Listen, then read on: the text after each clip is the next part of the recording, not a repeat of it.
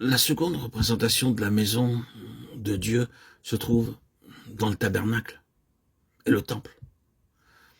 Ils sont identiques quant à l'intention.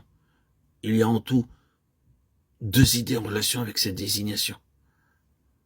Premièrement, ils sont l'endroit où Dieu se tient, le lieu où Dieu choisit de se tenir, et où il peut être trouvé. Et normalement, c'est dans son tabernacle, dans son temple, dans l'église. L'église est supposée être, et en vue d'être, l'endroit où l'on trouvera Dieu, où Dieu se tient. Ce n'est pas un édifice, c'est le peuple de Dieu. Il fait choix d'un endroit pour lui-même. Combien dans l'Ancien Testament il y a d'illustrations de ceci? Psaume 132, 13. Et les paroles de son propre Fils sont là où deux ou trois sont assemblés. En mon nom, je suis au milieu d'eux. Matthieu 18, 20. Ce n'est que l'énoncé d'un principe éternel. Dieu fait choix de s'établir ou de se localiser. Il choisit de se tenir à un certain endroit et là, on le trouve. Oh, combien on est tenté de s'étendre sur cela. Mais si vous, en tant que croyant, en tant que chrétien, vous vous détachez du peuple du Seigneur et vous en allez sur votre propre chemin indépendant, vous trouverez bien vite dans la situation de Thomas. Là où le Seigneur ne se trouve pas. Et comme Thomas, vous ne trouverez pas le Seigneur jusqu'à ce que vous reveniez parmi les autres disciples. Dieu a choisi son temple spirituel, comme le lieu où il nous rencontrera, l'endroit où il peut être trouvé.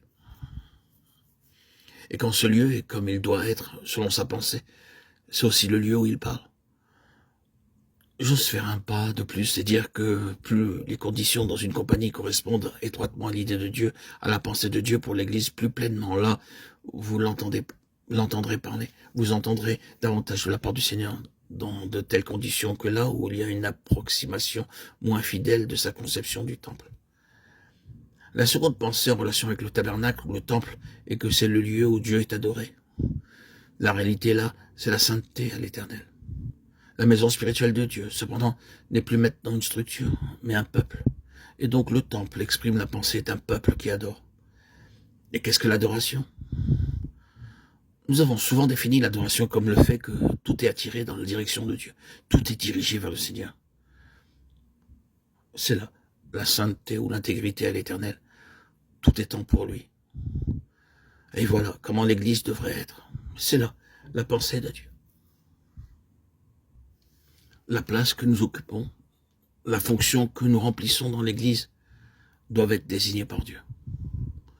Et si nous essayons de faire ce que Dieu ne nous a jamais demandé de faire, nous serons délaissés pour compte dans la maison de Dieu.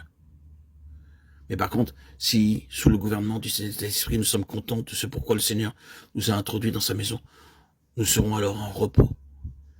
Et ce sera l'harmonie. Dieu dirige sa propre maison. Et nous devons, dans l'obéissance, être soumis au Saint-Esprit et à son ordre dans la maison de Dieu.